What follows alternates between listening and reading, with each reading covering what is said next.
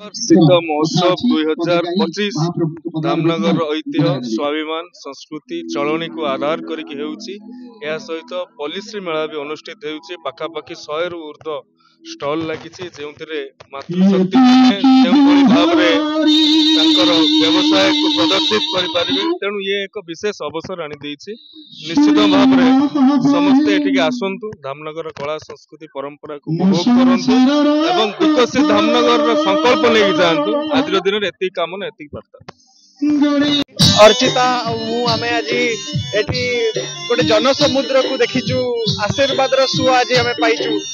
अत्यंत खुशी सूर्यवंशी सूरज महोदय को गभीरतम कोण हृदय धन्यवाद जनइबी जे एते सुंदर गोटे कार्यक्रम रे हमको शामिल करछथि। आज आसीथि एठी के अतिथि हिसाब रे किंतु जाउची धामनगर रे गोटे बासिंदा हिसाब रे प्रभु धन्यवाद जनइबी जे दर्शक जति आशीर्वाद आज पाइछि भल पाइबा पाइछि आ धामनगर को मते के अलगा कर परिबेनी।